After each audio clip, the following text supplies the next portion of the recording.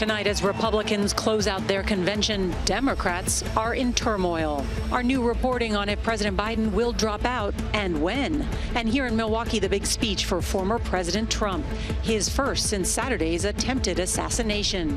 What to expect? You may see a bit of a different version of Donald Trump tonight, perhaps a bit softer version. And what are the top issues for you? Plus, listening to America, our conversation with voters in this battleground state. A special edition of the CBS Evening News from the Republican National Convention here in Milwaukee starts now.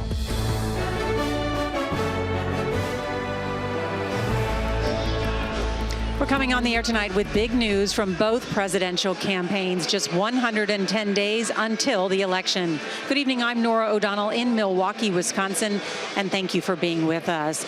There are new developments tonight. Two senior House Democrats tell CBS News they think President Biden could leave the race in a matter of days, following increasingly intense pressure from top Democratic lawmakers and donors. And the Washington Post reporting that the list includes some of the most powerful names in the party, including former President Barack Obama and former House Speaker Nancy Pelosi, who think he should reconsider staying in the race.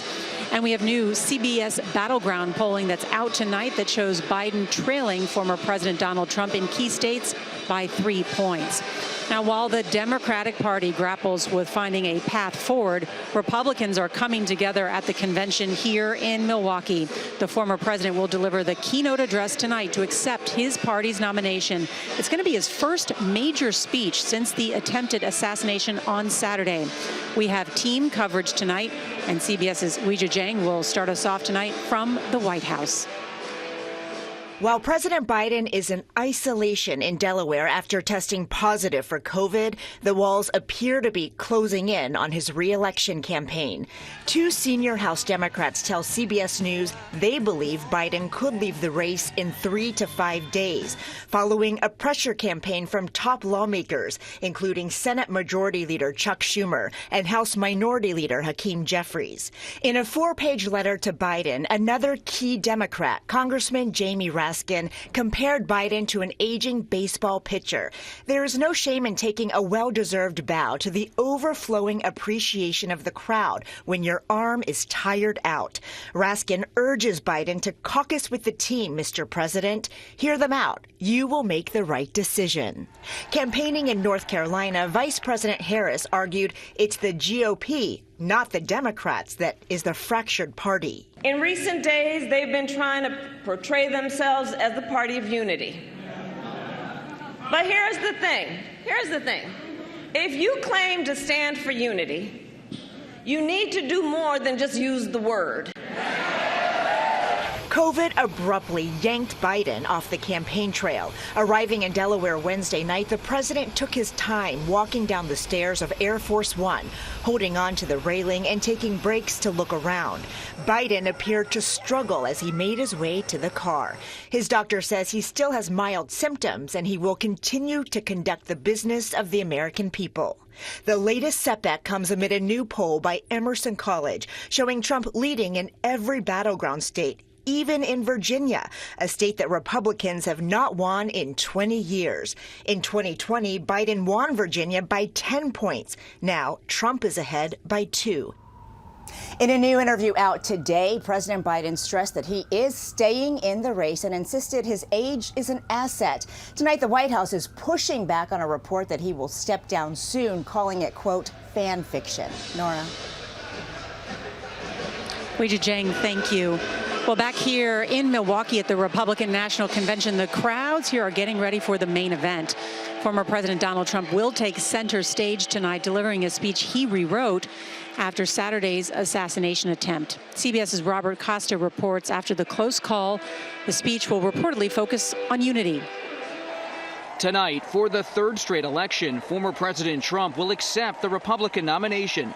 And for the first time all week, viewers will see the full Trump family on hand for the speech, including Melania, the former First Lady, plus daughter Ivanka and Jared Kushner. I read parts of it and I heard parts of it, and it was beautiful. And again, as I said, it's a positive speech. And our country deserves, frankly, the person who will stand up after getting shot in the face, having blood running down his face, and stand up and say, fight, fight, fight. This country needs a fighter. Trump is expected to mention the attempted assassination. He told a private audience Wednesday that the traumatic incident has had an impact. In many ways, it changes your attitude, your viewpoint on life. And I think, honestly, I think you appreciate God even more. In 2016 and 2020, Trump's acceptance speeches featured harsh attacks on opponents. This is the legacy of Hillary Clinton. Death, destruction, terrorism, and weakness. No one will be safe in Biden's America. Aides suggest tonight Trump will take a different approach. Uplifting and very forward focused. No grievances? Very uplifting, forward focus. And look, it's about the issues. Make no mistake about it. We're going to fire Joe Biden. But there is likely to be a combative side to the speech, too, especially with wrestler Hulk Hogan and Ultimate Fighting Championship CEO Dana White getting primetime speaking slots. Trump, who is in the Pro Wrestling Hall of Fame, has long used the showmanship seen in that arena in politics, enabling him to connect with voters who don't pay much attention to campaigns. From professional wrestling to the musician Kid Rock tonight promises a lot of spectacle, as well as a prism into the movement behind the Trump campaign and the culture, too. Nora. Robert Costa on the floor of the convention. Thank you, Robert. I want to bring in Face the Nation moderator Margaret Brennan. And Margaret, about that imagery that Robert was mentioning and who we're going to hear from tonight, there's also a sign posted throughout this convention hall that says, "They're not after me, they're after you." What is that meant to convey? This is very much a strongman image. I am your protector. And anything you hear in terms of criticism of me it's really about you. It's the culture war, class war messaging here. But really, Nora, what's striking is this is not just, this isn't the Republican Party. This is the Trump family party now. And we are seeing that very clearly. This is built around this one personality. And from the walk-on song, It's a Man's World yesterday, to Kid Rock tonight, to coming down with all the fighting, it's about I am your protector. It's an image we've seen around the world in other countries, and here there are no other giants of the Republican Party. The only one here is Donald Trump on these walls. Only him. And there's a paternal aspect to it as well, with all of the references to him as grandpa. Isn't that interesting that, we hear so often of Joe Biden calling his grandkids all the time. Yesterday, you heard one of the grandchildren, Kai, Trump say, "Oh, grandpa calls me too." There wasn't a lot of acknowledgement that the former First Lady was not here. Ivanka Trump was not here until tonight. But it takes some of the rough edges off of the strong man when you see he has a family too. Margaret Brennan, thank you so much. In the end, this all comes down to voters, and between policy issues and what's happening on the campaign trail, they have a lot to consider. We sat down with supporters of President Biden, Trump, and several undecideds at a brewery here. Has anything that has happened in the last week, the attempted assassination, the calls for President Biden to bow out of the Democratic race, has that affected your decision? So, yeah, definitely. I voted for Biden. But it is very discouraging to know that, there's so much support for him to, fall out of the race. And for me, I kind of lose hope. There were signs at the convention last night that were printed and handed out and that said Trump equals strong, Biden equals weak. Do you believe that sign is accurate? I think that with the Republicans, they're going to try to say whatever they can to make the current president look weak because that's what they believe. So I wouldn't take that very seriously. I think the opposite. I think that Trump is strength. I mean, look what he's overcome. He's a representation of the working class. I am the working class. He's, for us, a pillar of strength, of resilience, of just sometimes saying things that we're thinking. It is important to note that, Trump is a billionaire. One of the things that Trump did in office and would do in office again is, cut taxes for corporations and for the billionaires. And, that's something that hurts working class people, and that's something that we have to fight against. So because of the failures of the Democrats and because of the continued failure of the Democratic Party, the Republicans and the far right have gotten much, much worse and much more dangerous. We need a mass movement of working class people to fight back against that. But Addison, given the choice between Donald Trump and what he has said about issues that are important to you and a Democratic candidate, who would you choose? I don't think that is a real choice. I think that voting for either corporate party is a wasted vote. I can't vote for either. Neither's ever going to represent my interests. Veronica, Donald Trump has said that people coming from the Southern Hemisphere are poisoning the blood of America. What do you think about that rhetoric? Wow, those are very strong words. They wouldn't be maybe my choice of words, but it's not 100% wrong. There are a lot of different ethnicities, different countries that are coming through the border. So there are a lot of bad things happening and a lot of bad people coming through, but then they're not all bad. I think it's sad. You know, aren't we a melting pot? You know, there's different cultures, people from all over the world, you know. Mm-hmm. And so I see it as very disrespectful, you know, to the human race, to us Americans. Charlie, immigration is one of the top issues for voters. How do you see that? I mean, my grandparents are immigrants, and I mean, I'm mixed. So when I hear stuff like that, it comes home to me, because that's the kind of stuff that I've heard before, where it's like that kind of rhetoric is something that really does hurt people. It was such an interesting and civil conversation. We did ask these voters which issues mattered most to them, and they had a variety of answers. They talked about crime, education, LGBTQ issues, the economy, and the state of our democracy. That conversation will continue.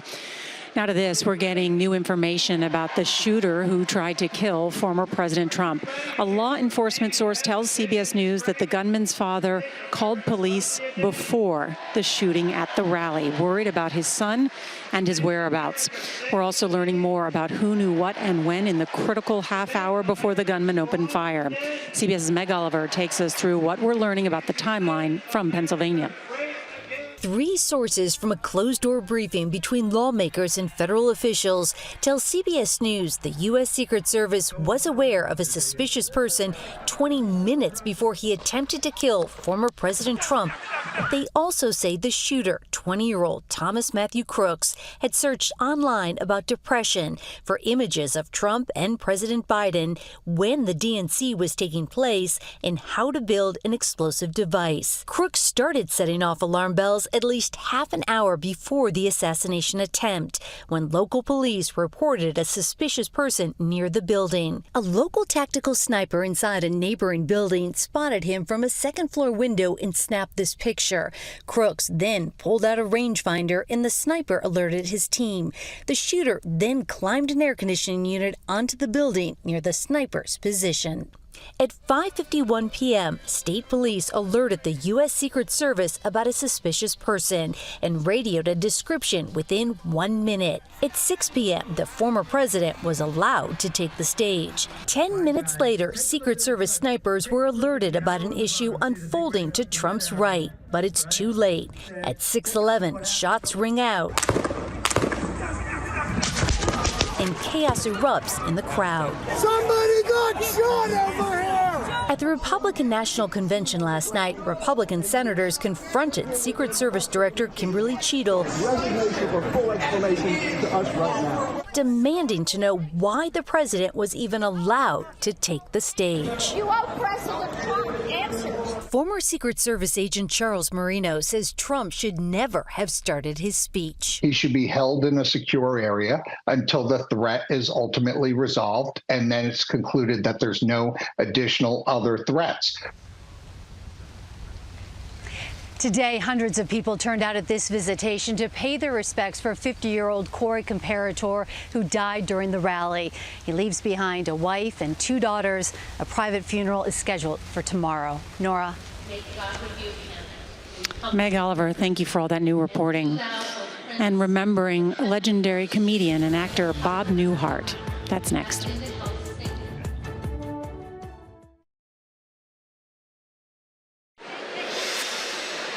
Sad news today from Hollywood. Beloved comedian Bob Newhart has died. Mr. Stevens, you shouldn't take life so seriously. Newhart's trademark deadpan delivery brought big laughs to two-hit comedies on CBS in the 1970s and 80s. In The Bob Newhart Show, he played a Chicago psychologist. Then on Newhart, he played a New England innkeeper. His first Emmy win came in 2013 when he had a guest spot on The Big Bang Theory. His last TV appearance was in CBS's Young Sheldon.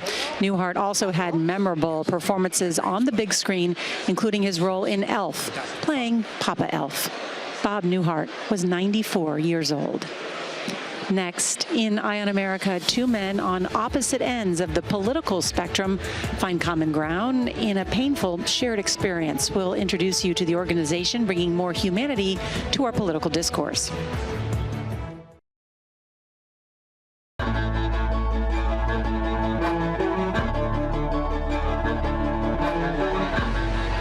So many Americans feel that the current political landscape is dividing us. But an initiative from StoryCorps, a nonprofit that seeks common ground through sharing our stories, is hoping to bridge that divide one small step at a time. CBS's Jim Axelrod has our Eye on America tonight from Richmond, Virginia. Gary right here. Here's something you don't see every day. My name is Gary Sneed. I'm 66 years old. Two men from different generations. My name is Patrick Kleber. I'm 29 years old. And opposite ends of the political spectrum. I grew up in a conservative Catholic family. Dyed-in-the-wool liberal. Sitting down for a nice, civil chat. You may not agree with everything that I say. It's okay. That's what's most important. StoryCorps' Claire LeBlond oversees this conversation. It involves taking a brave step, like one small step. The idea? In an online world where anger can fester anonymously, face-to-face contact might be the only hope. There are levels of contact, particularly repeated contact, that can slowly start to change people's relationships to each other. It's hard to hate someone you're actually in contact with. Yeah, and that's what I hear a lot of participants find in their conversation. Gary and Patrick aren't here to debate. It's not about changing somebody's mind, getting your point across. They're here to learn that assumption prevents us from seeing each other. The dyed-in-the-wool liberal? I'm a staunch advocate of the Second Amendment. The rock-ribbed conservative? Honestly, I've come around on things like universal health care. You want to eat some? And that we are all more than our politics. These two men share the deep pain of significant loss. I know you and your wife lost a child to a miscarriage. I lost a child at 15 years of age. We both belong to the club that no one should ever have to belong to. Yeah. We'd only known she was pregnant for maybe 2 weeks and then went in for the first ultrasound and no heartbeat. And that was brutal. We agree on many things. Anyone can sign up to be part of a one small step conversation online if they're open to an idea. My spirituality tells me that what you call God, I call the universe. That disagreements don't have to be deal breakers. I definitely fundamentally disagree. That's fine. One of the few things we do agree on these days in the divided states of America is just how divided we are.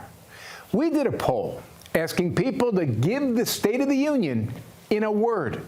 61% chose divided, 5 times the number that chose united. Sitting across from somebody, tighten your lips. And opens your ears? I hope so. 50 minutes later, these two have taken one small step. I want to thank you for opening up about your son, and I'm grateful that we had the opportunity to talk about that. As am I, my friend. No surprise to Claire LeBlond, who's conducted 198 of these. We're so divided, so filled with contempt, and yet the one thing we're not doing is sitting with each other. Yeah, that's not the world I live in, where everybody is so divided. I live in one small step world. It may not be enough to solve the problem, but even one small step in the right direction is much better than none at all. In Richmond, Virginia, I'm Jim Axelrod for Eye on America. We all have more in common than we know. We'll be right back from the final night of the Republican National Convention.